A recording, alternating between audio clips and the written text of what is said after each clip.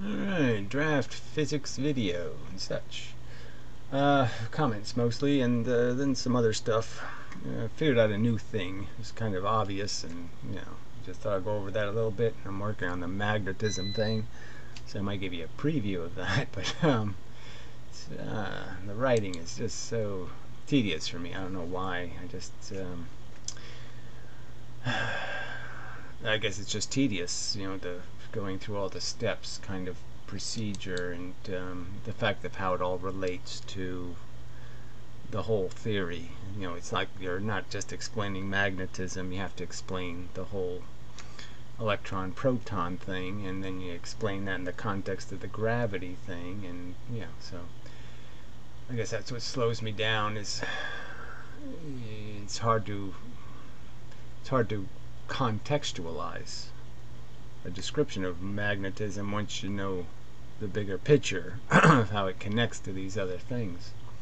Because then you sort of have to explain those, and you're like, no, this is the magnet part anyway. So the whole theory does have to be explained in the proper order. I guess you have to go, the choice is, do you go from the big universe, gravity, then magnetism, and then the nuclear bits, which sort of is the wrong order. And if you go to the nuclear bits first, well, that's the most complex conversation, and you don't want to do that first. So, well, anyway, it's the dilemma. But anyway, so this idiot commenters, I guess I'll deal with the comments. I didn't realize how long this pile of crap is. But anyway, some asshole called Hilton. Really irritating. How many times do people have to explain? Now, there's no people and there's no explanations. There's just jargon and rhetoric from you motherfuckers that has nothing to do with anything real. Okay, so fuck you. Dropping terms like inverse square law, it's not a dropped term. It's a fundamental law of physics, and it has a cause, and it's sort of important as a cause, understanding the fact of how force radiates from objects, and that anybody logical could recognize that if light bulbs do it, and magnets do it, and gravitational objects do it, that there might be a connection between those things. That whatever force you blame for one, it's likely the others have something to do with it. But you're too stupid to figure that out. Anyway. And Maxwell's equations isn't doing math. So, referencing Maxwell's equations isn't doing math, whatever doing math is. So to understand the universe, you must create new math. You can't just say, yes, the inverse square law is a law, and some of the stuff in Maxwell's equations, some of those formalizations are just fundamentally true, that there's a relationship between how far away something is and how strong the force will be, or how fast the frequency can travel through an object, those kinds of limitations. Yeah, all that stuff is formulas. So you don't even understand what math is. Math is just a formulatic relationship between two things, or three things, or five things. It's just saying, here's some variables, and these variables will interact with the entire system in certain ways, and that's a formula. It's not magic, fuckhead. And again, it has nothing to do with accurately describing causes for effects. Formalizing the effect, saying here's a mathematical formula that describes the effect, is a lot different than saying what causes those relationships to exist. You don't understand what causes the relationship to exist. Light bulbs don't do the inverse square law because space is bent. It doesn't do the inverse square law because there's some electrical and magnetic field that are getting vibrated. That's just made up nonsense. And that's what I'm arguing with, you dumb cunt. So you want to keep straw-manning me with this necessity that I find new relationships to describe with new formulas to contest what they're blaming, what they're citing as a cause for effects. And it's just a huge distraction. The argument is about bent space, not the inverse square law that's in Einstein's formula. There's no bent space in Einstein's formula. How many times do I have to say these words? There's no bent space in it. There's the inverse square law, you dumb fuck. Shit. Anyway, a beam splitter isn't going to have one of the beams diverge. So here we go again. Now this I've been over and over. I'll draw this because I can draw it, so I'll draw it. I mean, I have the thing here. I might as well use it. The table. There's this principle with small apertures. So the more I tighten an aperture, that is, the more I squeeze these two things together, the more light diverges. So the wider the aperture, the less divergence. The smaller the aperture, the wider the light spreads. So we just forget about the fact that there's a pattern. Fuck the pattern. Just recognize that this is the basic principle. And it's just a true principle. You make a small aperture for light to go through, and the light diverges. That's what it does. Now that's like the inverse square law. That's a fact. An undisputable fact. No evidence of any circumstance where that fact isn't realized when it comes to a photon. Photons can't interact with matter without doing that. It's a fact. Now, a beam splitter is made up of an optical object of some kind, and the optical object in most cases is a half silvered mirror, which means there's a bunch of holes in the silvering.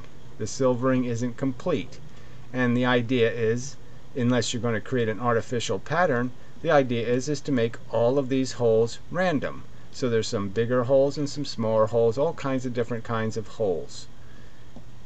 And those are essentially little apertures. Same thing. They're just different sized little slits that the light has to travel through. And it will be diverged. There's just no getting around it.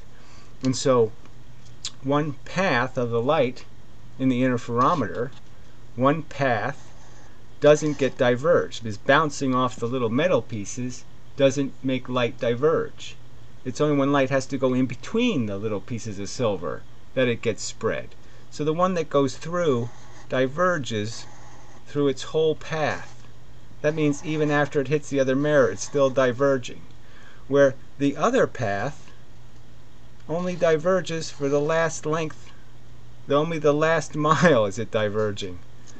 Now that's just a fact of the experiment. Now if you want to dispute that and say that light doesn't diverge when it goes through the mirror and goes through the little tiny holes, then that's okay with me, okay? Because I'm fine. If you've got proof that light doesn't obey this law, then you've done something really quite spectacular, because you've broken this whole Heisenberg thing and the whole Huygens thing. We can throw all that crap out now for good, because clearly we found an example where it isn't a law, it isn't a rule.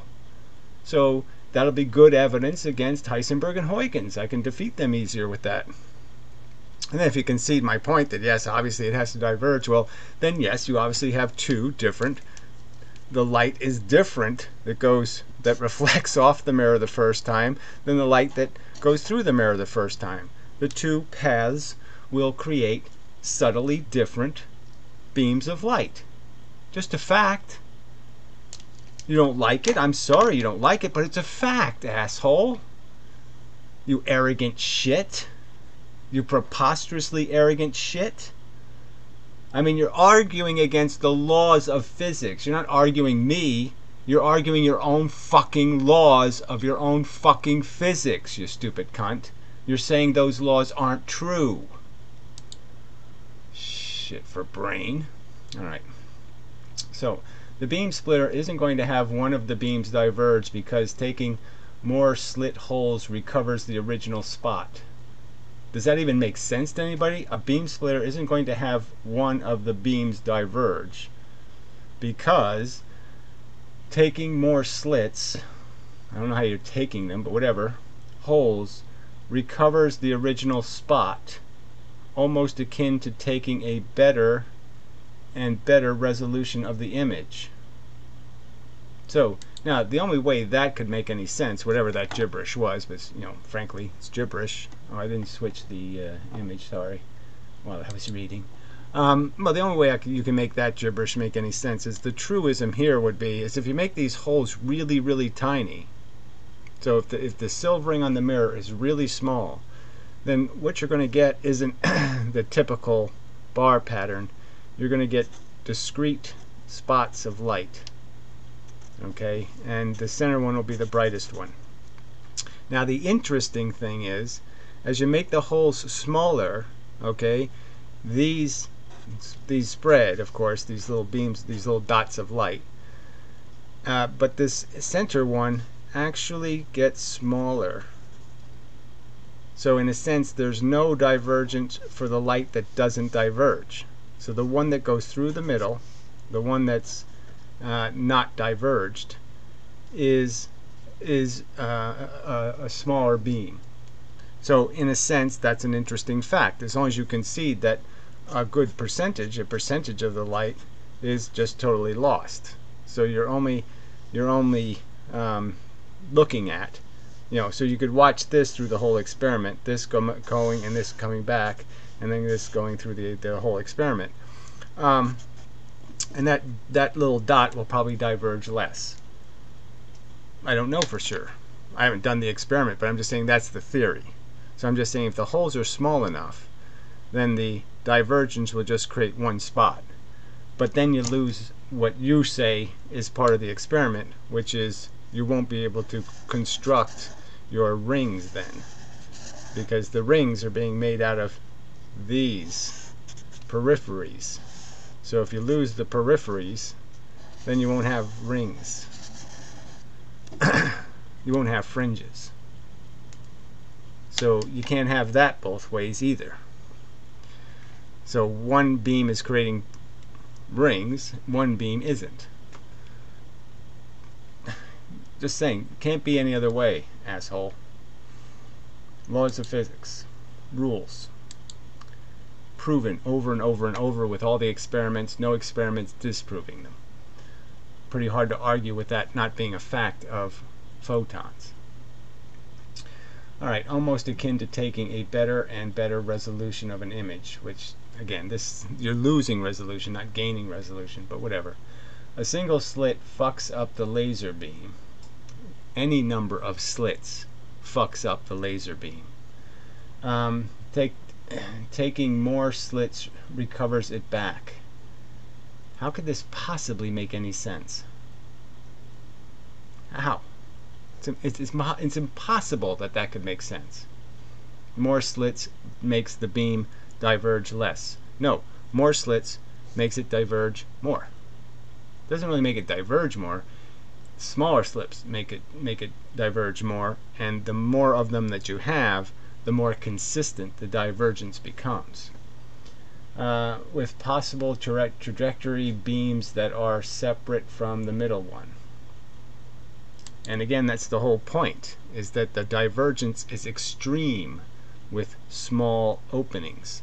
And these half-silvered mirror, these are really small apertures, asshole.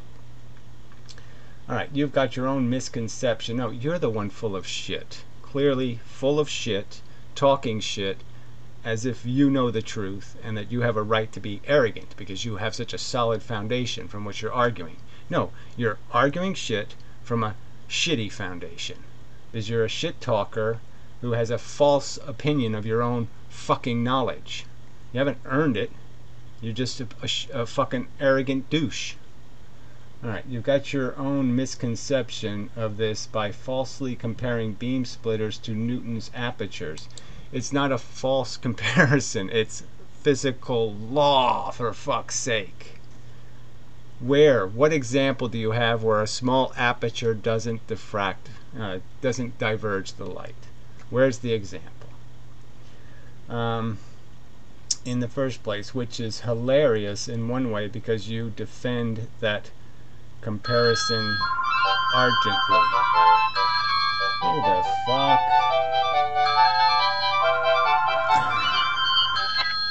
Hello? Please hold while we connect you to a representative. Oh, you're lying. You're lying. You scummy liars. You're lying. You're not gonna do that. You're gonna try to trick me, and I'm not fooled. You fucking cunt. Get cancer and fucking die, bastards. You fucking blights on civilization cunts. They should. God damn it, the president. We have an insane person as president. Why doesn't he just sign the drone the spammer law? Drone the fucks. They don't deserve anything. I mean, it's so fucking disgusting. We're going to pretend you called somebody and are on hold, and we'll fool some old guy because he'll be saying, oh shit, I must have called somebody. And you won't know any better. I mean, they're trying to steal money from people with Alzheimer's, these motherfucking cunts. It's disgusting they can get away with this. That the world doesn't sign their death warrant. The world, the United Nations should have a meeting and they say, let's kill these fuckers.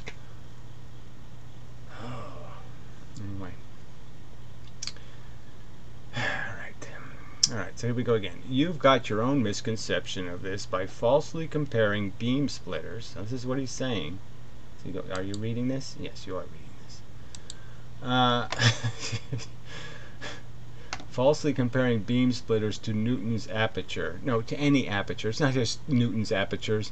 It's every aperture that's ever been studied causes this effect in the first place. So, no, that's not true. Which is hilarious in one way, because you defend that comparison ardently. So he thinks it's not comparable. He thinks the small aperture in the half-silvered mirror is a special aperture that doesn't have to obey the laws of physics established by every other aperture in the entire universe. Okay. You're an idiot. Anyway. And just to see how badly you fail on both qualitative and quantitative reasoning, whatever the fuck that makes. Does that make any sense? Qualitative and... Wait, they're both quantitative and qualitative. I mean, it's just so, yes. No, yeah, I fail in the sense that I explain magnetism, I explain the nuclear force, I explain what causes gravity, I explain all of this stuff, and you assholes have your silly God of the Gap explanations. So yes, I'm the one who fails. No, you're the one who fails dismally. You arrogant putz. Just watch the Regarding Light Speed Force Frames video. You failed to do basic HS math. HS. Oh, I guess that's high school. Well, yeah, I failed to see any relevance to this idea of a frame, asshole. They don't exist. There's no fourth dimension of time, and it's not warpable, dumbass. That's another one of your misperceptions of reality. Anyway, and then you qualitatively argue for something that defies basic kinematics. So now he's using this like somehow there's something in my theory that doesn't obey kinetic interactions. That is, all or nothing interactions, when the whole theory is based on it. And to add the cherry on top, you claim that we're the ones arguing for an ether. Yes, exactly. That's what the bent space would be. It's not space, it's something you can bend. Well, then it really has to be some sort of jello or something. It has to be a something to bend it, asshole. You can't bend nothing, fucknut. This is the prime case showing just how badly all these qualitative arguments fail. Well, obviously you didn't explain how any of my arguments fail. You didn't even point to one single one of them in any kind of way here at all. You just say generically, I'm right and you're wrong, and yet you don't demonstrate it with anything called a piece of evidence. And I have pointed out how all of your crap doesn't add up, that your stupid wave math doesn't create the right pattern, you know, that your stupid lensing arguments don't make any fucking logical sense whatsoever because the lenses don't do what they're supposed to be doing. Okay, oh, and you take an hour and a half to argue something about force when all that's needed is the idea that force is a transfer of momentum. Yes, but you actually have to transfer momentum, you actually have to have a source of momentum. Where exactly is the transfer of force in the scenario of the Earth heading for the Sun? Where does what momentum is being transferred? Where did this Earth get the energy from to move? Where did that come from? Where does the two magnets get the energy from to move into each other? Where does it come from? Oh, that's right. The ether you claim you don't believe in. Anyway. You don't need an hour-long video to when plenty of info can be conveyed in 10 seconds. So again, he thinks physics should be done in 10 seconds. I mean, I think I've cut it down to a tiny bit of information, really. I mean, compared to what it takes people in college to do this physics thing. I think my version is going to be a much more readable book. Certainly the mechanics is more conveyed, but this whole idea that I'm taking too much time to explain the concept, and I guess I would argue that it's your simpletons, it's assholes like you who think this simple will just accept all the assumptions. So it's back to the interferometer. You've just accepted a bunch of assumptions about how it works, and they're all wrong assumptions because they violate the actual laws of physics. You have assumptions that are clear violations of the laws of physics in your presumptions about how things work. And then you'll point your finger at somebody else and say, oh, you're taking too much time to actually explain how our theory can't possibly be right because the laws of physics basically establish that it can't be right. God, you're such a fucking putz. Declaring yourself rational and calling others magical thinkers, it's not what I did. What I did is pointed out how your explanations are God of the gaps is superficial, that they're just the same thing. I don't understand, I'll just blame something I can't see. The invisible force did it, the invisible bent thing did it, the invisible this did it. They're just God of the gaps fucking answers. You're not doing what a physicist should be doing, which is looking for the real answer, not some virtual answer. Oh, what a fuck. Anyway, isn't going to change anything. Okay, so declaring yourself rational, pointing out that I seek rational explanations. I don't sit there and settle for something like, well, it's obvious the photon splits in two, it turns on its super radar, the super radar tells it where to go, and then it decides to go there. Oh, it's so obvious, that must be the answer. Yeah, magic super radar. Yeah, no, I think that's sort of important to say, yes, no, I'm not one of you kooks. I'm not a silly asshole who believes anything that comes out of some fucking guy with funny hair mouth. And calling others magical thinkers. Well, I'm just saying it's quite obviously magical thinking. I mean, every single thing they come up with is some sort of magical thing. The dark matter did it, right? It's this fancy matter that's invisible and you can't bounce anything off of it, and it, except it does one thing. It creates gravity in these locations where we need it because our math is broken. Our math doesn't work. We need a way to fix it. Oh, let's just invent invisible little leprechauns that make gravity. I mean, it's so fucking obviously magical thinking. Is it going to change anything? Well, I think obviously to somebody who has a little tiny bit of integrity and is saying, yes, I'd like to understand exactly what I'm doing here on Earth and how I got here and what this physics stuff is. I want the truth. I don't want fucking made up God of the gaps bullshit stories about Jehovah and the Holy Ghost. And dark matter is just a Holy Ghost bullshit. You can't make any rational sense out of it as anything other than fucking goddamn math glue. Obviously, because that's not what an argument. Obviously, because that's not an argument. But it certainly is an argument when you back it up by compiling the evidence of pointing out, look, their answer to gravity, bent space, magical thing. Their answer for magnetism, virtual photon, magical thing.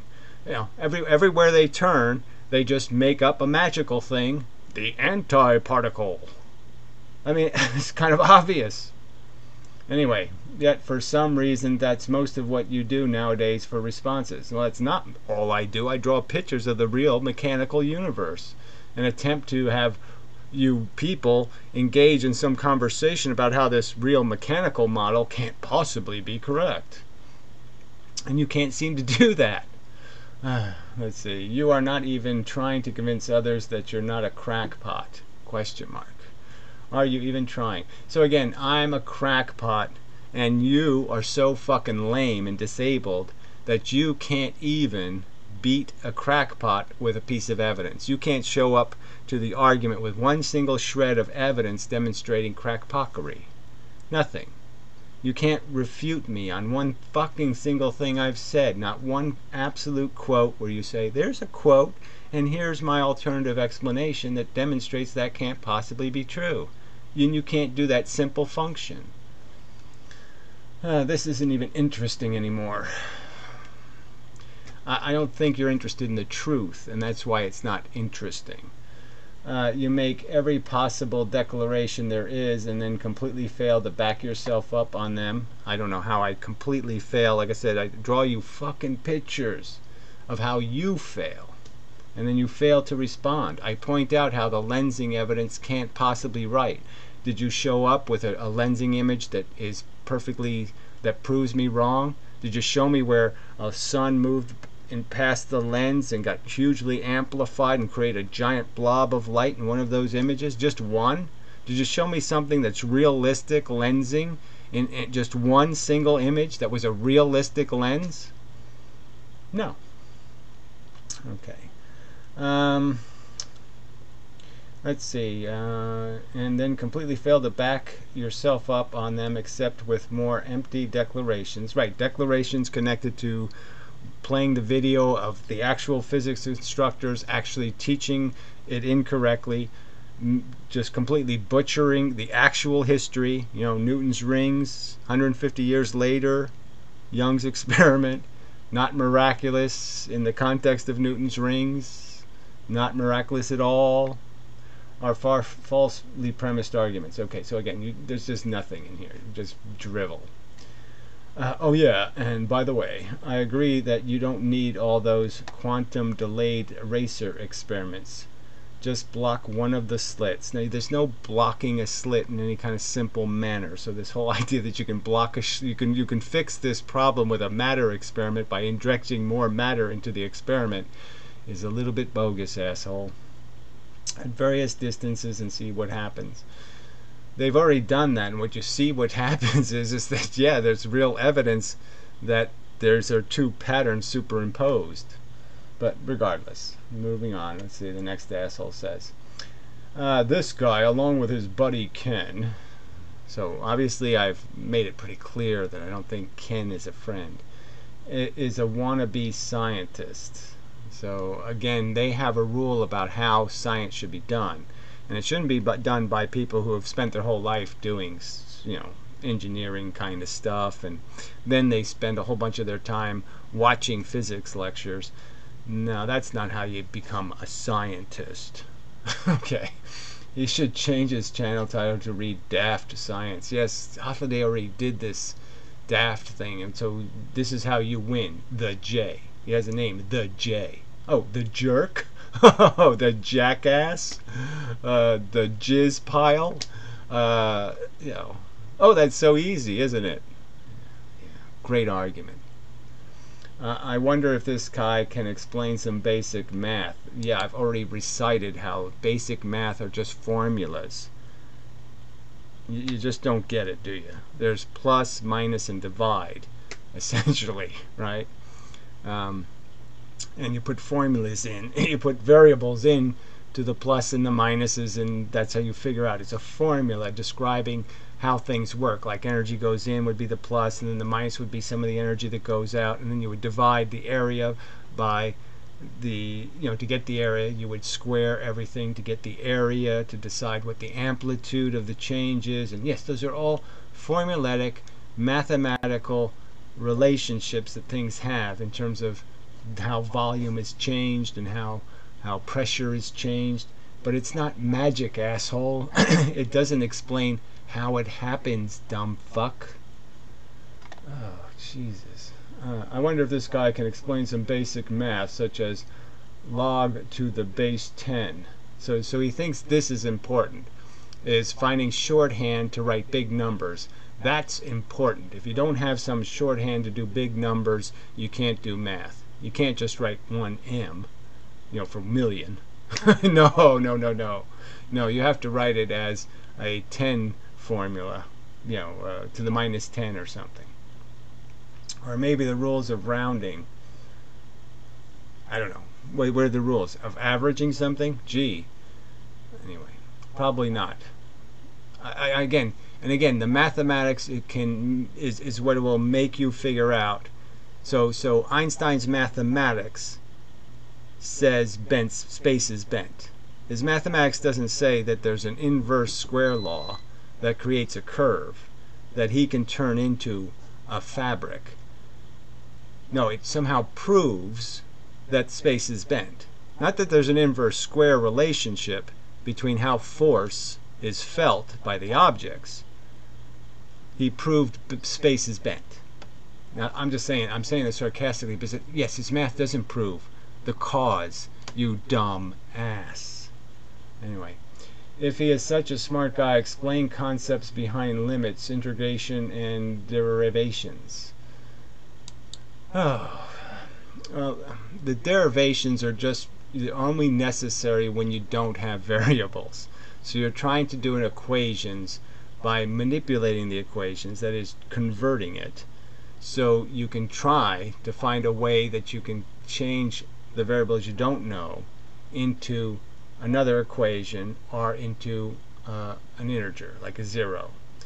And that way, you might be able to extract enough xy equals y times w divided by 4. You might be able to find some method whereby you can extract information about the other variables that you don't know. But you don't need to do derivatives if you have the variables. If you know how far away it is, and you know exactly how this is. If you have all the variables, you don't need to derive the equation, asshole. Anyway, integrals, that just has to do, again, that's calculus. That just has to do with doing an averaging over time. So that's just doing permutations of the same formula over and over again, accounting for the fact that the variables keep changing in the equation. So it's the only way you can really do the equation. You're trying to do a summing over a period of time, and through the whole process of the time, the equation is changing by some other variable. And so you're going to integrate it over the change in that variable.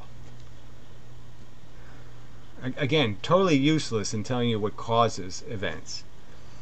Work out some problems and explain step by step what he's doing. So now I haven't done that apparently, when I have done exactly that, except they're not mathematical problems, because I don't think the formulas, most of the formulas aren't broken. What they're putting in, how they're extracting variables are often broken, and yes, some of the formulas are just plainly approximations. They really aren't getting to the real core of it. They're missing elements. That's what Maxwell did. Maxwell took other equations that just weren't quite good enough, and he fixed them. That's all he did. So yes, there's room for math to be fixed, but that's not the job. I'm not here to do that. I'm here to explain causes, shithead, not to do math. I don't need to do math to explain causes, you dumb fucking jerk. The jerk. Fuck off, assholes. So, I don't know, parapelagic faxons. Flaxons? I don't know what that is for. I don't know what that's supposed to mean. Fuck you. Scar Runner. He's an anime character. This was cool reading and I enjoyed it. You can't read a video. I don't know, what are you talking about?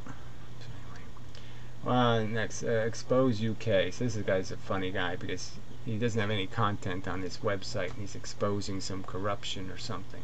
And, well, it would, well, it would seem that you are incapable of reading, let alone, no, I'm semi-capable of reading. I mean, often these are poorly written comments, so you don't want to concede that, fine. But really, is your argument is that I haven't got the substance of your fucking point in these comments? Is that your argument? It's pretty lame if that's what it is. Coherently replying. Well, I obviously coherently replied to the concept that Hothliday, this other douchebag, then you had to chime in about this stupid experiment premised on these which-way experiments, premised on, right from the beginning, idiotic notions that they have something called entangled photons. And you want me to waste my time. I explained why it would be a waste of my time.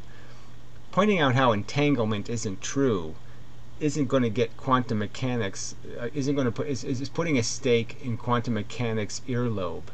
It's not even close to its heart. Anyway, I thought you were a breath of fresh air. Oh, sorry you were somehow, you misunderstood, and that's again my fault. So you're stupid enough to not understand that I'm not a breath of fresh air, whatever the fuck that is. That I'm a human being who's trying to do some kind of reasonable thing, and a bunch of obnoxious assholes are wasting my goddamn fucking time with nonsensical arguments that, oh, instead of continuing what you're doing, which is pointing out the most fundamental experiments in physics are based on false premises, no, waste your time over here instead. But it just turned out to be an unfamiliar stench. Yeah, so you're the fool, I guess, if you can't figure that shit out. Luckily for us, the only award you'll ever win, so again he's going to make a prediction, is the Darwin Award. I'm bored, goodbye. Yes, you're bored, but you have no argument, and you're probably some kind of truther nut, and yes, it's just no game for you here, because yes, you thought I was against the conventionals, but you didn't know I actually had a theory that pointed out how your Tesla shit is bullshit or something. Because you're a kook. Fuck you. Fuck off.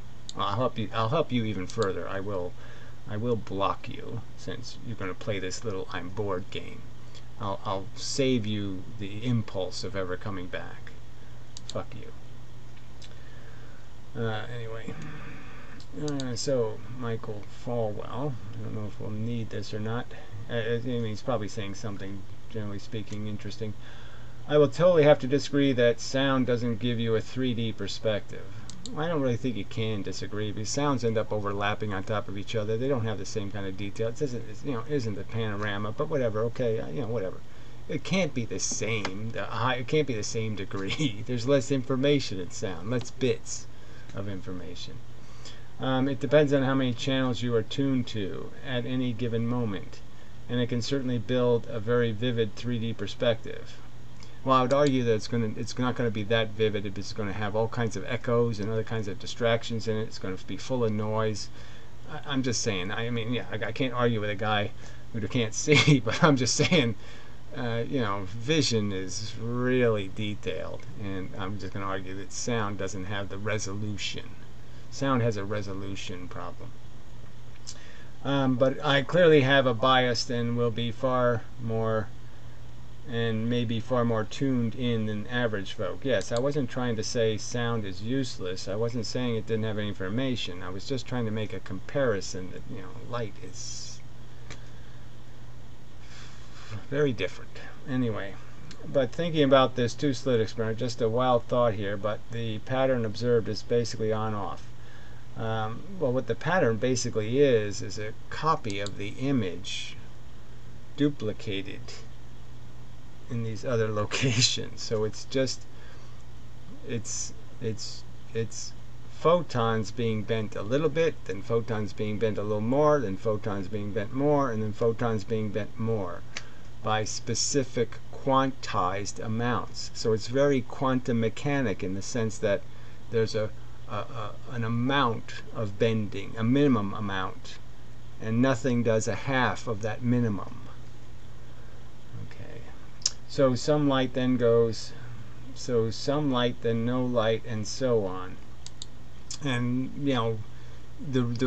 I think it's been tested. I would think they would have tested this, but it's not really, he's going to, well, I'll let him argue it and then I'll point out. But because visible light is being used or inputted into the experiment, it seems logical to look for light on the output. But if you, let's see, you should say visible light. But if you think not in terms of visible light, but just think of photons being inputted into the experiment, and we know photons come in different forms, electrons will absorb and emit photons as visible light, but what if there are interactions taking place whereby photons are being absorbed but that absorption is and readmission process, there is scattering or loss of frequency. Well, there can't really be a loss of frequency, so that's sort of an energy thing. It's a pressure thing. So, you know, you have to cut it in.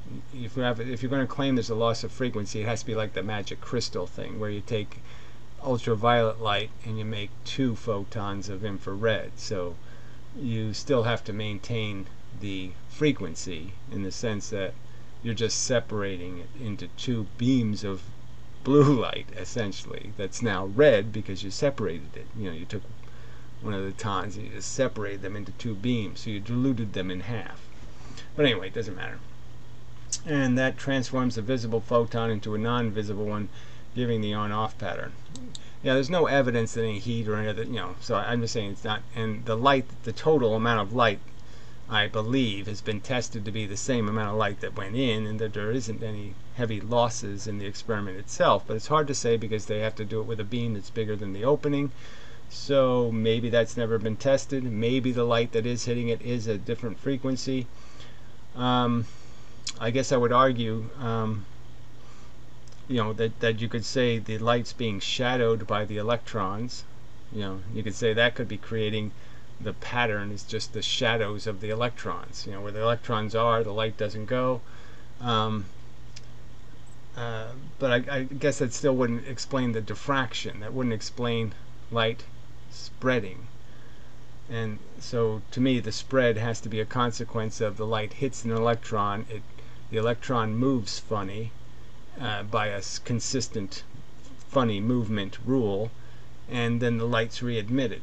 So that's what's bending the light, is the electron's non-linear straight path. The electron travels not straight, and therefore when it readmits the photon, that is when it loses the energy, it readmits it at a new pointing vector because the electron moved funny and then reshot the light. But anyway, I think that explanation explains it, but I'm not opposed to some other explanation where you say something like, because it does, I think, happen in radio waves. So when you do this experiment with radio waves, I think you are actually multiplying the frequency of the light. So when both of them are, so when the sound, I mean, when the radio waves are out of phase, what's really happening is you're magnifying the frequency of the radio wave. So if you were sending something at 500 hertz and you have them destructively interfere, quote unquote, that destructive interference will create a new radio signal at 1000 hertz. I think that really happens. So basically, even in the dark regions, there are photons, just not visible ones. Would be interesting to know if anyone has tried to detect the presence of photons in the dark regions. Well, like I said, the only effect they would have to, generally speaking, have, I mean, it seems impossible they could gain energy, you know, because that's a more complex electron effect. So they'd have to have lesser energy, so they'd have to be in some form of infrared, and then there'd be some form of heat. So I just don't think that, I think that would have been discovered by now. Alright, chili sauce is I'm just going to get rid of him, I think. So he links to a flat earth video, okay, where he claims iron once melted cannot be magnetic. So it's this thing where heat destroys magnetism in conventional magnets. But it's also in physics that this is a harmonic thing, like different temperatures create different potentialities. So plasmas under high pressure can go back to being magnetic because the high pressure is forcing the atoms into arrangements. So if you apply enough, applying heat will destroy magnetism, but if you apply heat in high pressure, it won't.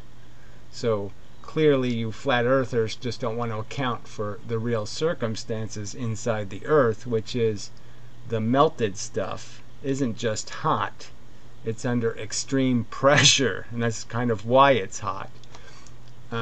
And that's why it still can be magnetic, is because plasmas can be magnetic.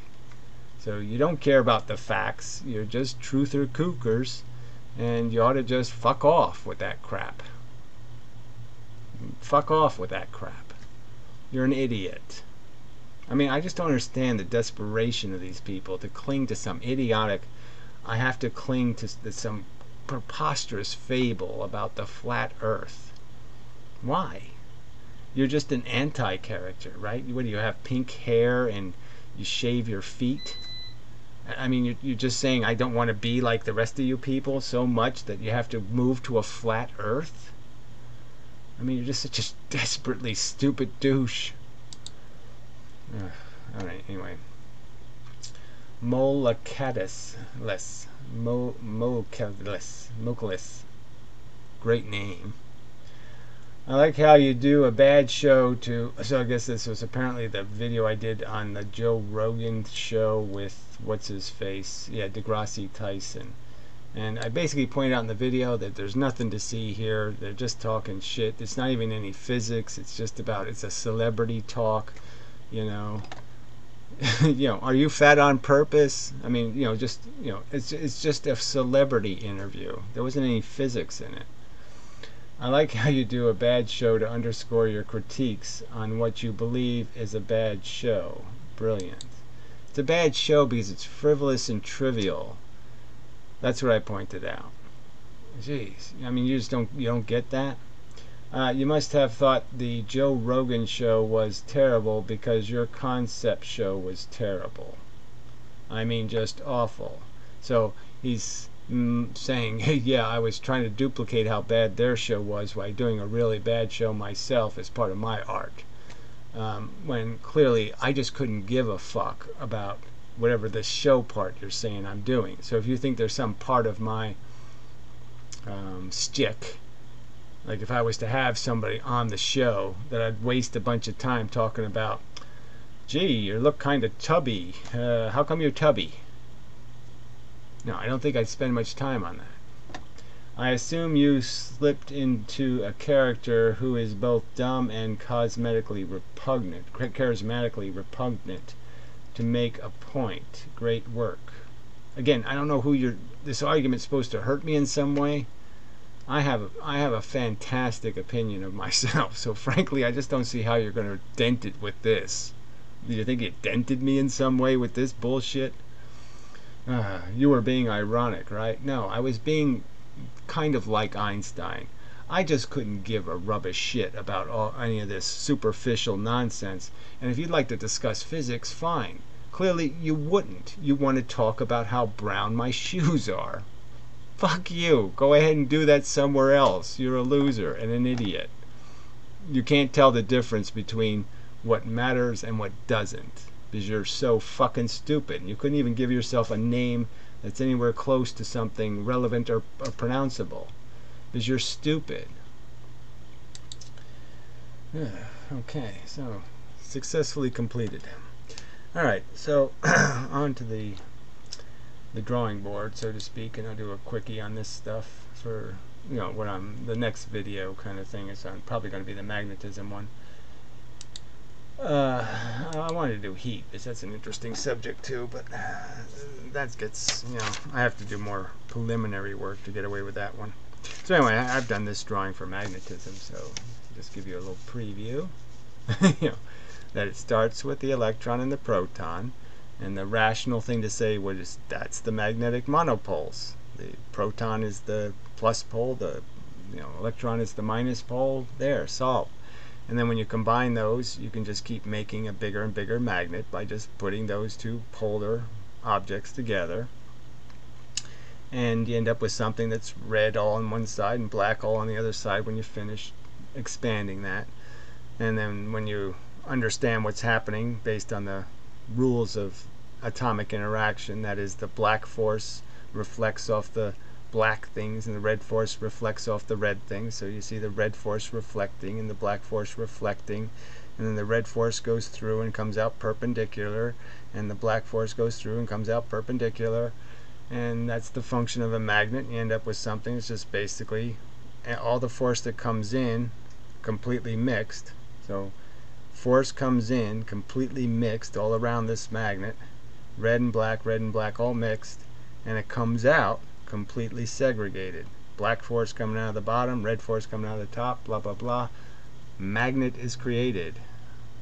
Alright, and so the key thing that makes all of this stuff work is the thing I've gone over so many times and just have to go over it again. So is in this interaction of the proton and the electron, and I guess I might as well draw it as 4 of them or something just to make it fully understandable.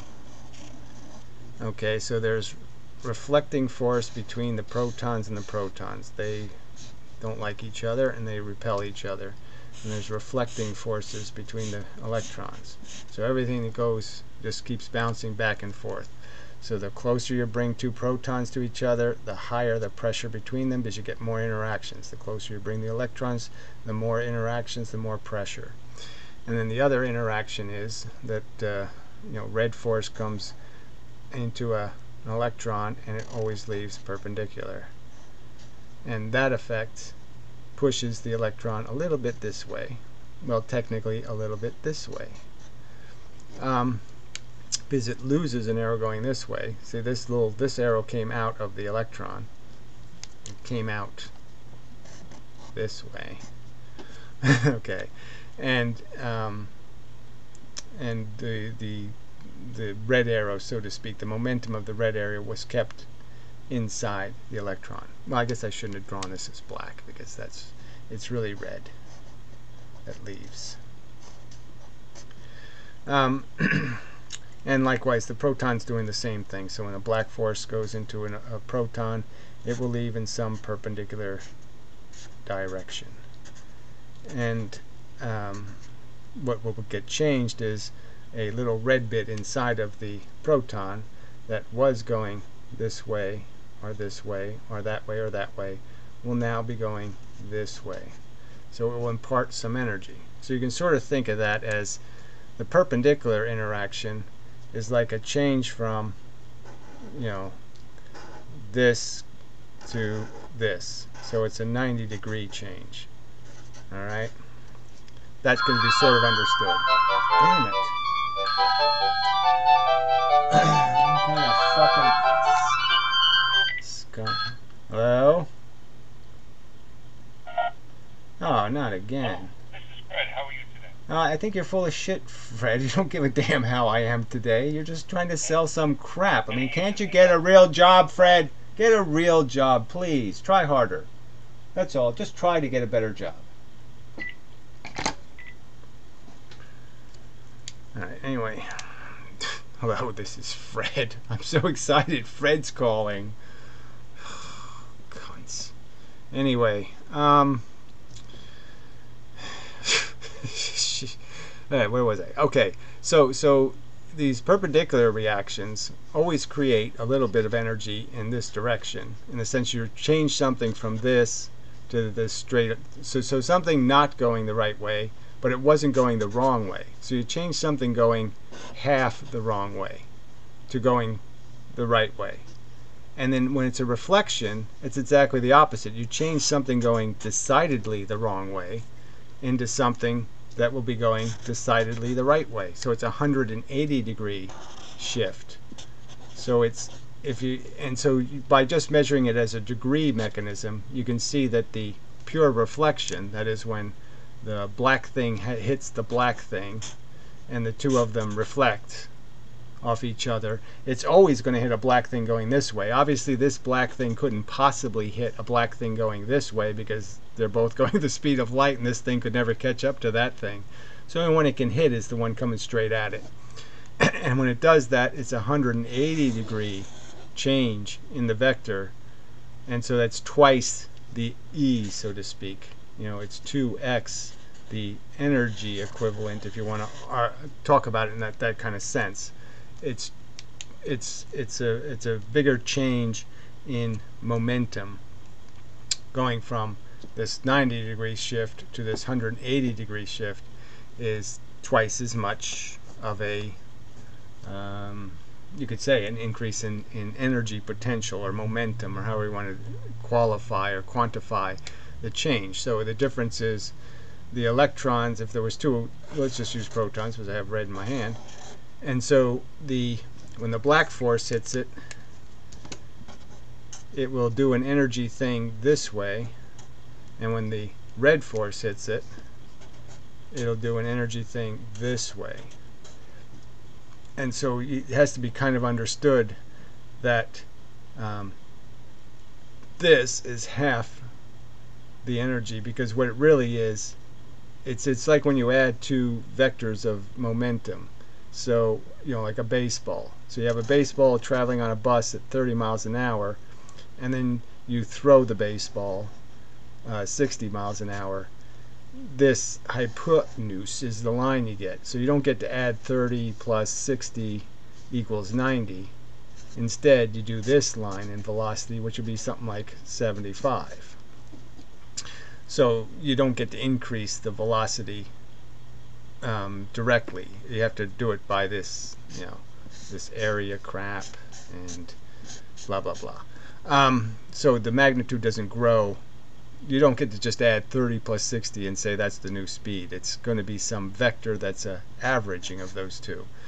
And so this movement is really going to be an averaging of this plus the minus of this. So this exchanged by letting something go this way, and when you let something go this way, you created a positive this way, and so those two vectors get added up, and this is your new vector, which will be a smaller line than this line. So this will be not as good a momentum, a weaker momentum than this momentum, because this one you are adding it. This one is a pure plus. You're basically just taking plus 5 and minusing a negative 5, minus a negative 5, which ends up being a plus 10. So anyway, but that's the difference. So the object gets moved more by the reflective force than it gets moved by the perpendicular exchange. The perpendicular exchange doesn't move the object as much as the perpendicular reflection, you could call it, converting a movement into a reflection perpendicularly, and that's technically what it is. Instead of reflecting straight back, it reflects perpendicularly. It doesn't have the same potential momentum transfer as the pure reflection, which is a 90-degree conversion in the force, where the other conversion's only a 180-degree conversion in the force, and the other one's only a 90. All right. So, that sounds complicated and all that kind of stuff, but it's an important. That difference is important in how gravity and magnetism work. It's an important refinement in the understanding the changes in momentum, the absorption of the force, which is the cause of the movement. Nothing moves for no reason. It moves because it absorbs force. So I guess I should have said that as the premise argument. All movement that takes place is because force had to be absorbed. An imbalance in force had to be created. And the imbalance is... See, I'd like to say it's always, absorption, but as sort of pointed out, it's what's getting absorbed. You're exchanging, and it's the exchange that's the absorption. See, one thing goes in with this. See, the perpendicular thing is interesting. Well, they're both interesting as arguments. But the thing, it goes in this way, and it comes out this way.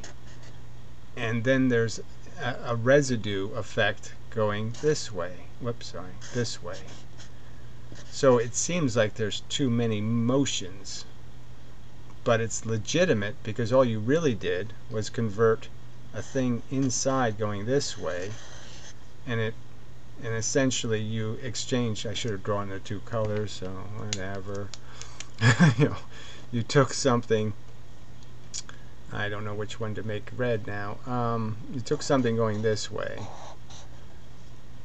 you hit it, and this went this way, and this goes this way, because essentially because when you change this balance, when you converted this one,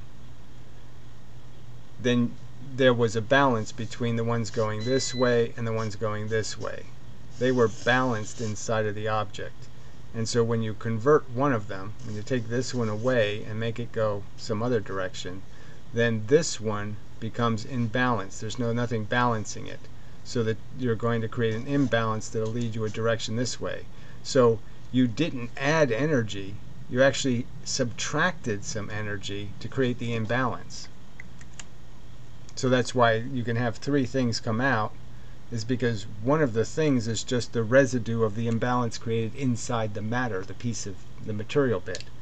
So it's just more it's more complicated than just saying it's no longer a kinetic ball. It's more complicated because what you're doing is changing the interior makeup of the thing. So it's like if it was a school of fish and the school of fish was going 30 miles an hour. Well, if I hit one of the fish that's going with the school and it's going the right direction, you could, with a fish going this way, you could sort of, or this way, you could sort of understand that the school's direction this way is going to be changed if I let a fish go who's going the right way and I exchange it for a fish going the wrong way. You can understand that that wrong way fish is going to create a lag that's going to change the momentum.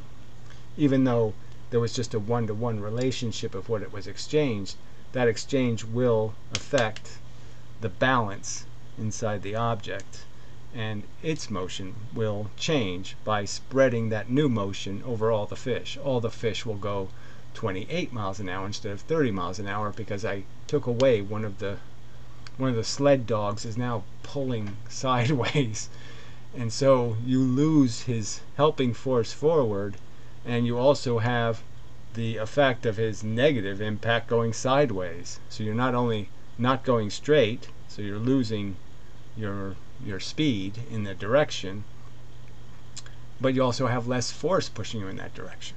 So you have an imbalance in both directions because of one transfer. One transfer creates an imbalance in both directions. Okay, that's probably what to say it. It's probably lost on you because none of you assholes want to do enough of the detailed thinking to really understand just how this is it's so fucking simple. Though I just don't believe that you can't get it. You know, that you can't. This pressure argument is so obvious to what's happening. You know that it's all just pressure. Change the pressure balances, and stuff goes where the pressure balance dictates. There's just nothing else to it. And it so well explains why the Earth is being moved into the Sun, or the Sun and the Earth are moving towards each other technically, and it explains why that's happening. And it explains why two magnets push into each other and why two magnets repel. When you have the same forces, you have more reflective forces than conversion force. I mean, you know, no point in, it's just so fucking simple. I mean, it's you know, so complete an explanation in my opinion. I just don't know all this fucking idiotic resistance to this fucking obvious model. I mean, it obviously fits. Anyway, enough of a video. I think that's enough.